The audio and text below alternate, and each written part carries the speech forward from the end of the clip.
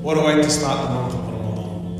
Bismillah walhamdulillah wassalatu wassalamu ala rasulillah. I'll try to be quick, my brothers and sisters, as much as I can. Look, Allah subhanahu wa ta'ala in multiple places in the Quran, multiple areas, Allah subhanahu wa ta'ala reminds the human being that, O son of man, take shaitan as your enemy.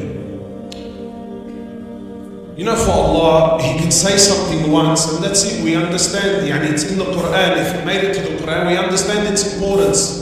Take Him as an enemy. He's a sworn enemy. Don't follow shaitan. Don't follow the whispers of shaitan. Allah goes to the extent saying, don't follow the footsteps of shaitan. Again and again, don't follow, watch out, take him as an enemy. So you're probably thinking, what's shaitan got to do with the month of Ramadan? Almost every sheikh has mentioned that, come the month of Ramadan, shaitan is chained away. The reality is, my brothers, shaitan has worked for centuries on this ummah, and he has worked for centuries to destroy every goodness we have in this deen. I'll tell you what I'm talking about. Alhamdulillah, I was quite fortunate that just a few weeks ago we were in Umrah. Ask Allah subhanahu wa ta'ala to make this possible for everyone. So we're there, we're in Umrah, and imagine, you're in the Holy of the Holy. The Holy of the Holy, we're sitting in front of the Kaaba. Front of the Kaaba. And, there's this moment, anyone that's been there knows what I'm talking about. He's sitting in front of this, it's just epic in every sense of the word. And then the adhan goes off. Imagine if the Kaaba, shaitan has not left alone. So then the adhan goes off, and then I see people stand up and they're pulling out their phones, and I can talk about the phone all day long. But I'm thinking, it's a special moment, let it be. So they're pulling out their phones and they're standing in front of the Kaaba, and then as soon as the adhan goes off, instead of looking at the Kaaba or recording the Kaaba, they turn to their sides and they start recording this clock tower building. I just think, oh my heart, man. Even the Kaaba is not enough for the hearts of the believers. This clock tower, this monstrosity of a building. And tonight I'm not here to speak about halal and haram. I'm not speaking about halal and haram, but just for a moment, think deep with me. If I'm standing in front of the Kaaba, if I'm one of the very few fortunate people, look, there's almost 2 billion people, almost 2 billion Muslims on earth. Very few are selected and allowed to stand in front of the Kaaba. Yet even at that moment, while the adhan is being called, Muslims have turned and they're recording this clock tower, and you should see their eyes. Look, brother, look, it's glittering, it's turning green. I'm thinking, bro, you're standing in front of the Kaaba. Shaitan has worked endlessly. We go to Medina, imagine Medina, Masjid al-Nabawi, the Holy of the Holy. The Holy of the Holy, you're in Medina. Imagine a place the Prophet chose the Da'i. Sallallahu Alaihi Wasallam. You walk into Masjid al-Nabawi, look, alhamdulillah, I'm fortunate that I take, young guys, youth, and you walk into the masjid. This is the masjid that changed the world.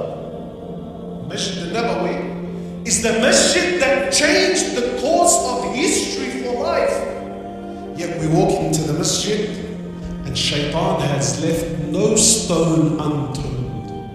You walk into the masjid, again I'm not speaking about halal and haram, and wearing awe of the carpet, of the pillars, of the electric domes that open and close, and people pull out their phones and look, Shaykh. And our hearts are connected, not to the Prophet sallallahu alaihi wasallam, not to the land where Jibreel descended thousands of times to bring down Quran, to speak to the Prophet, to help. No. The heart of the Muslims has gone where? Every time I go, someone asks me, brother, how many pillars do you think there's in Masjid al-Nabawi? So Shaitan has left what? No stone unturned, and unfortunately he's done the same with Ramadan. You might think, my brother, Shaitan is chained up in the month of Ramadan. Let me tell you, my brothers, Shaitan has been working 11 months. He actually needs the 4 weeks off. He's more than happy to take the month of Ramadan off. He's been winding you and up so long. You know, like there used to be a phase, the fidget spinner. You know the fidget spinner? The more you spin it, what happens to it? The more you spin it, then when you let it go, it runs for longer. Habib, Shaitan's been spinning you alive for 11 months of the year. So come Ramadan, him and his mates, they're kicking back saying, watch this guy go, bro. And you're gone for a 6. Gone for a 6. And wallah, it breaks my heart. It boggles the mind. How has Shaitan been so successful in changing the Ramadan that the Salaf and the Prophet and the companions used to long for? To this, you know the companions, look, in Masjid al-Nabawi, when Umar ibn al-Khattab came into rule, came into power, Umar ibn al-Khattab's time was like, it's known in our history as the golden era of Islam. That's the meaning. After the death of Umar ibn al-Khattab, it was just, things were never the same. So in his time, obviously Islam was growing, so now the companions came, pressure was there, it was necessary to do what? To expand the Masjid al-Nabawi. They had to do it. And you know, Umar ibn al-Khattab was one of those very specific people, you know, he used to monitor the hearts, not only his heart, but the hearts. Anyway, so now they've expanded the Masjid, it's a sign of growth, it's a sign of success. Imagine the Prophet's mosque. They've expanded it, money is coming in. Now the companions, they're debating amongst each other on who has the heart, who has the courage to go to Umar ibn al-Khattab and suggest, not carpet, not chandeliers, not electric domes, no, who is brave enough to suggest that we should put some paint on the walls? So Umar ibn al-Khattab says, over my dead body. What was his dalil? What was his thinking? What was the wisdom? He said, I feel that the color of the walls may, just may be a distraction and a fitna for the hearts of the believers. So you look at electric domes and you're in awe. Umar refused to paint the walls because he knew how sick our hearts were. How, just for the love of Allah, someone explain to me, how has Shaitan turned the month of fasting into the month of feasting? Someone please explain. The month of eating less has become the month of throwing food away. The halal and haram, I'm not here to debate. The mashayikh are here, I'm not a shaykh at all.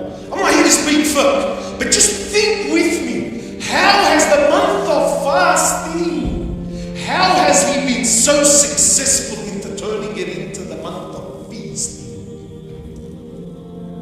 Is it haram to eat? No, Allah, it's not haram to eat. But brother, I ask you by Allah, is this what Ramadan is about? You want to see the condition of the Muslims? Go to an iftar where the food is late.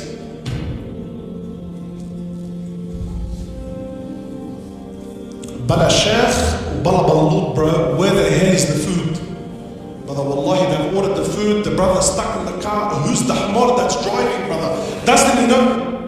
Aisha, when she was speaking to her nephew Urwa, that we see the moon, then the moon, then the moon. 2 consecutive months, that's longer than Ramadan. 2 consecutive months, she said there was no boiling, no cooking, not a single flame was lit in any of the 9 houses of Rasulullah for 2 consecutive months.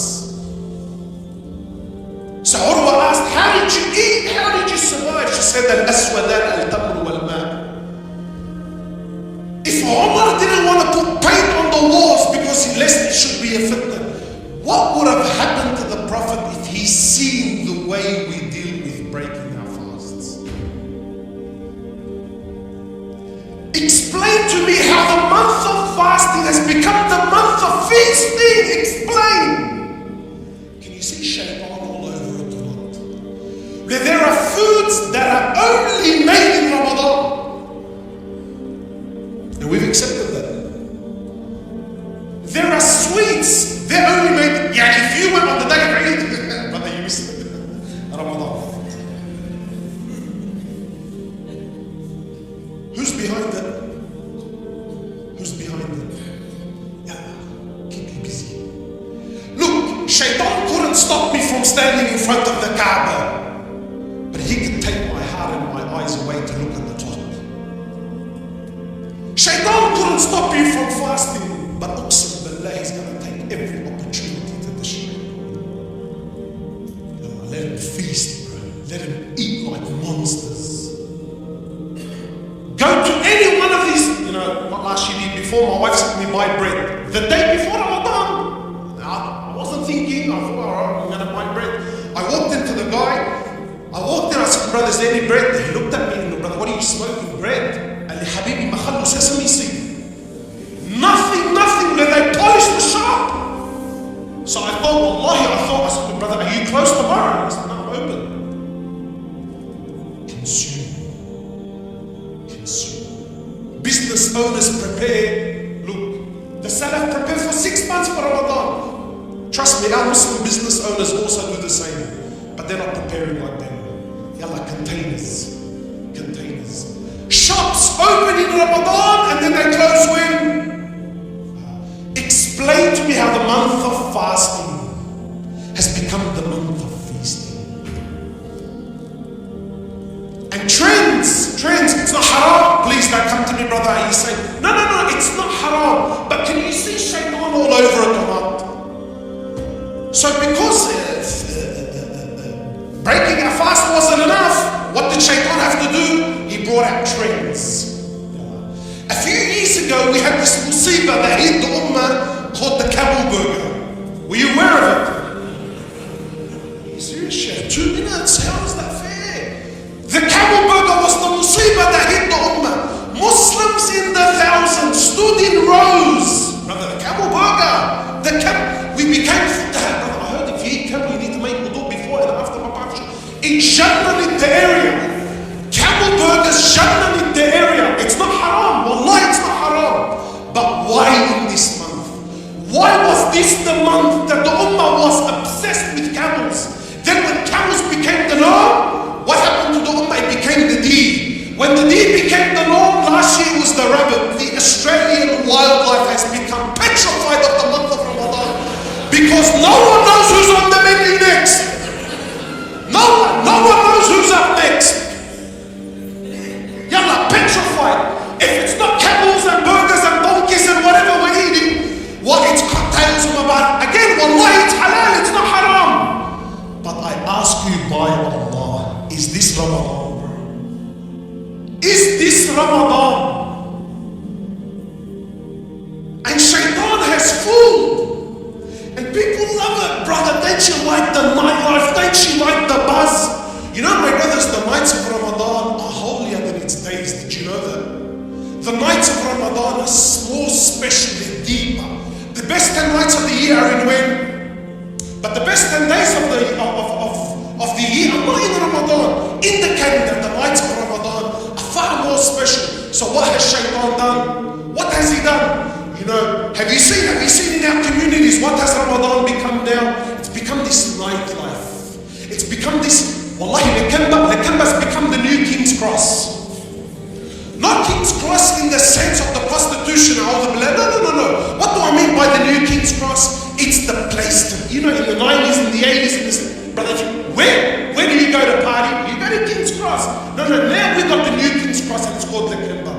Halton Street, Lakemba, Allahu Akbar, it's the buzz, it's the place to be. It's haram to be there. Wallah, it's not haram. But I'm asking you, is that what Allah wants? We're complaining that the brother is leading 20 rak'at, but is this sunnah happen that takes so long? But you're standing for 45 minutes to eat a donkey in a burger. That's not a problem. It's not a problem. So the nightlife. And brother, even the non-Muslims Do you think the non-Muslims are coming because, wallah, they're learning about Allah? And we're fooled. And we're fooled. Ya Allah. The nightlife, the buzz. This is the Ramadan. And look how shaitan, remember, oh ye, what's he been doing? Yes, come Ramadan, Habibi, he's kicking back and he's laughing. Look at the fools. And we're not fools, my brothers. We're honorable people. Please see shaitan all over it. Don't take part in these places, man. Don't fall for these trends. Our women who we complain, oh ye, our women, have some rahmah, have some rahmah. Simple foods, man, simple foods. Anything you can put together in an hour and a half tops. Some soup, anything. Sure, anything, brother. But I've been fasting all day, brother. Look, again, you know, as men, it's funny. But these women who, brother, so how do they spend their Ramadan? How? Sure, cooking, bro. Wallahi, jnoon. Wallahi, jnoon. You know, like if you're not Arab, are you guys familiar with this food? It's called wara'ani. Anyone here familiar with it? Again, this is my personal opinion. I'm not saying this is the. I believe this is the food of shaitan. Definitely, bro. Why? I'll tell you this food. It's an amazing food. It tastes beautiful, absolutely. Why? But because it's satanic, it's beautiful. So this food, how does it work? I'll tell you how it works. If you're Lebanese, you know what I'm on about. So what happens is, our wives, they call 6-7 of their friends to come over. 6-7 of the friends. These are the people who don't have time for Quran. We don't have time to fix our tarawih. We don't have time to fix our tajweed. We don't. But the Rajal of the house, brother, he needs to eat wara'ani, brother. So now she calls 7 of her friends, and 7 of her friends, they come over for the subhi. Have you seen the subhi? So it's amazing. Yes, 6 of us, they all come down. They grab these vine leaves with this meat and this a 4-5 hour backbiting, slandering session.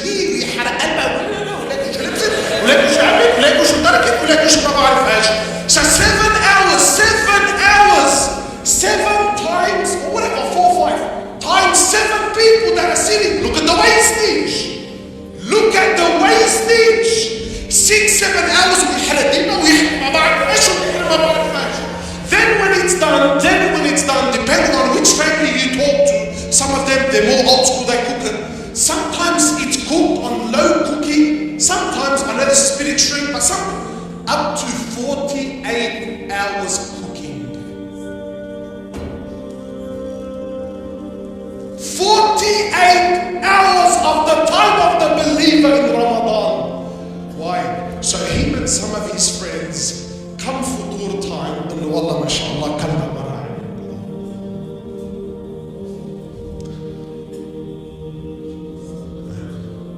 Can you see shaitan or not? And here's the other dilemma. Tell your wife this year there's no cooking in Ramadan. Wallahi, what am I going to do? Because we don't know anything else. What do we do?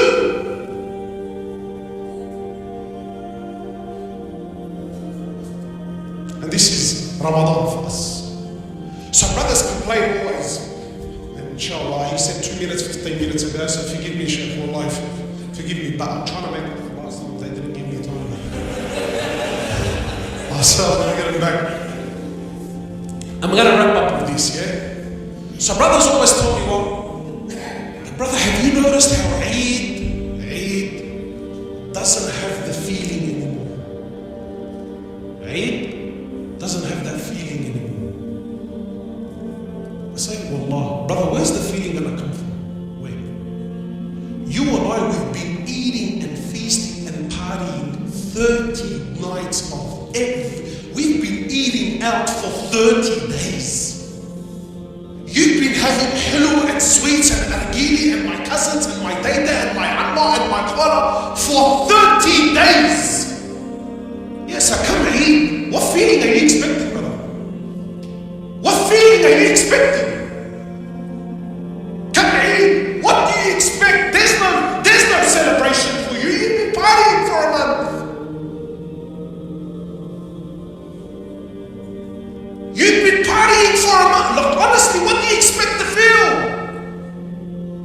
Guess who Eid is really for? The guy that hasn't had a single invitation. He's been doing his maghrib in the masjid, breaking his fast. He's here for Isha, praying his tarawih, monitoring, and he thrashes himself for 30 days, eating little, trying to push and push and push and push. Yeah, when the day of Eid comes, and he hugs the brother that's been praying for 30 days next to him, and his eyes tear up, and there's that moment. Do you think Allah accepted us, brother? That's Eid for the believers. What's Eid for you and I? Wallah, Eid is the ugliest day in my calendar. Wallah, it's the worst day in my... It's jnoon. I have to go to the masjid and look good. My abaya has to be ironed. My wife had a heart attack that I came today and I didn't iron my abaya. Right? You're a bahdan, you're a jilsa, you're a wallah, she freaks out. So now I have to go home. You've just done the last 10 days of i'tikaf. Now you got to run home. My abaya has to be ironed and I got to look good. Okay, fine. But Muhammad, you got to take your son to Eid. We need to teach him. So now I got to drag this kid who has no idea what's going on. So now I got to come to Eid, stand like, yeah, Baba, Allah yarda alaykum, Allahu Akbar, Allah yarda, none of me, bro. So now I got to stand there, right? Now I got to stand there. I got to give salam to the whole masjid, which is fine and I enjoy it. But guess who's waiting for me at 8:30 in the morning? So now I got to rush to my mum's home. Now I have to rush to my mum's home, and of course the kids, they look like they've all walked out of catalogs, bro. The Louis Vuitton, وما بعرف ايش والقصص والحكايات. See, we think it's funny, but look how shaitan is all over it. So now my kids have to look like they're picture perfect. Baba, 6 kids and the Taraga van and 3 remain seats. Allah, I want to kill myself, bro. وحطوا بالكرسي ويابا وفوت لي ايدك وفوت لي اجرك ولمي بطنيا. والله العظيم by the third house, like يلا عن أرش. Get in there. What the hell is that, bro? And that's my Eid. That's my Eid. Go to house and let's look amazing.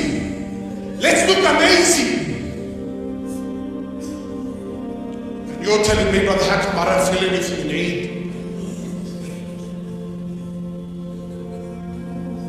Allah said, how did you get here, bro? Jazakallah khairan. Don't waste this one. Allah subhanahu wa ta'ala doesn't need you. Allah subhanahu wa ta'ala doesn't need your salat. Allah subhanahu wa ta'ala doesn't need your fasting. Allah subhanahu wa ta'ala doesn't need your money.